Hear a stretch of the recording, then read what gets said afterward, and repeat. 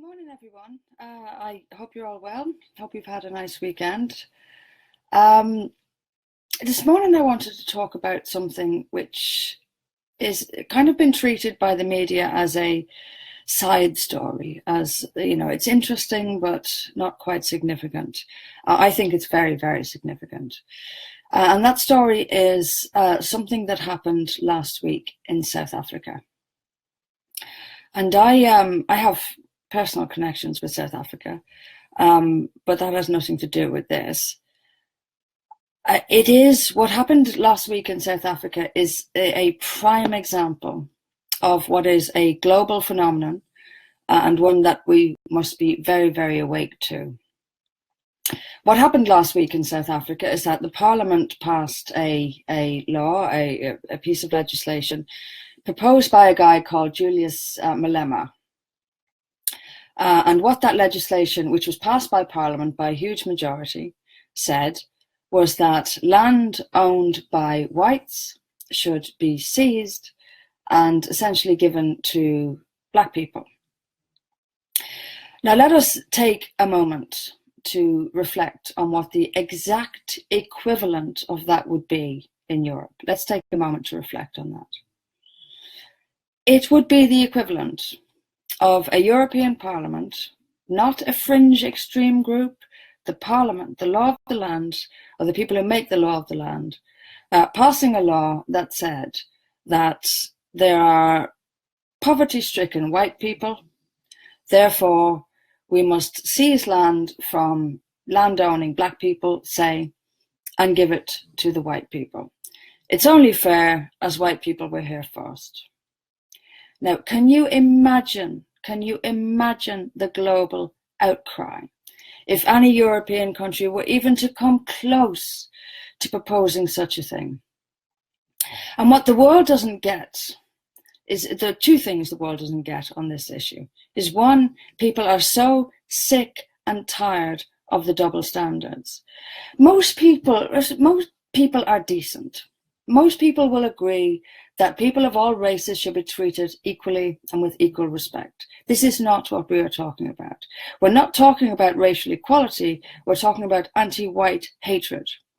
And there are very, very few who will talk about this, and I will. There is a global anti-white hatred being promoted at all levels, from the United Nations down to Western governments to public sector bodies. It is constant, it's relentless, and it's very, very dangerous. And if you don't see that, then I don't quite know what to tell you. Look at recent phenomena. If you take the South African example, and it is only an example, but you'll see it across the Western world. We'll see diversity quotas, for example, all of them saying there are too many white people, too much white, too much white. You know, what people are increasingly beginning to see is that this, like feminism, is not necessarily today about equal rights between men and women. The anti-racist argument is not about racial equality, but about revenge against whites. Whites are supposed to be punished for things their forefathers did. And it's an exclusive thing to whites. You know, no other group, no other ethnic group, no other religious group is expected to carry the weight or to pay the price of its ancestors' actions. In fact, that itself is racist. It's a racist thing to expect a person to carry the weight of their ancestors based on their race. This whole thing is nonsense. We know it. We've known it for a long time. Take a look at the United Nations, for example. When Donald Trump was seeking to become president of the United States, he said he would place restrictions on immigration to protect and to keep the American people safe. That's the American people of all colours. The UN jumped up and down and called him a racist and a bigot and a fascist and all the usual stuff. Where is the UN now? Now that South Africa has passed an actually racist law, it intends to seize privately owned property from white people and hand it over to black people. This is a racist law by its very definition. And yet the whole world will stand back in silence and watch. They'll stand back. They'll do nothing. Because it's not about racism at all. It's about white people. And I will be called a racist purely for saying this. I don't hate, let me make this clear, I don't hate people of other races. I don't think they are inferior to me. I don't think anything of the kind. What I do see and what I know is that there is a global war, yes, war against white people. And it's not happening in isolation. It's not the South African incident, although that's a brilliant example of the world condemning racism while being perfectly happy with taking land from white people. It's an ideological presence, and it's a global ideological presence. And of course, the whole point of it is Western power. I firmly believe, and I talk about this in my upcoming book, that after World War II, the decision was made on an international level to get rid of Europe, that Europe as we knew it had to go. Europe, of course, was majority white, and so a anti-white sentiment had to be seeped into society, and it's working. White people themselves across across Europe, across the West, are themselves berating themselves, apologizing for things that they've done no differently than anyone else. If you think white people have a monopoly on wrong, you are crazy.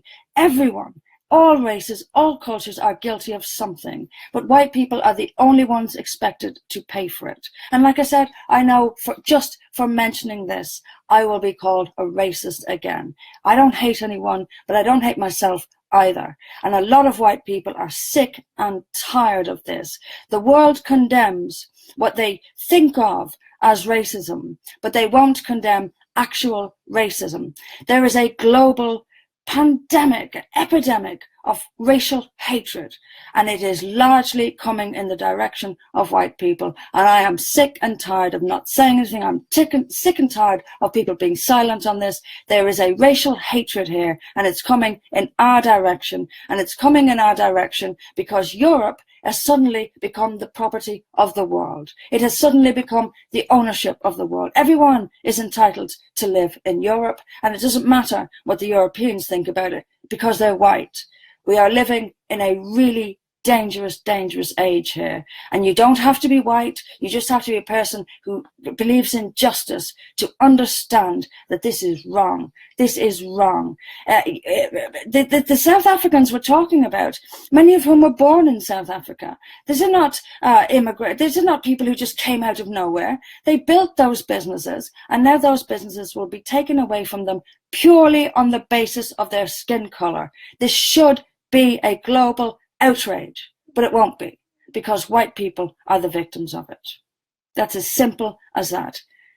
It's an anti-white world, and we have to stand up to it. We have to say no to it, because it's racism in its purest form, and I personally reject it. Okay, I think that's it for me for this morning. I shall be back here tomorrow. Let's have a little review of Brexit. A couple of things have happened with Brexit over the last few days. So we'll have a look at that tomorrow. But in the meantime, take care. We will make America great again.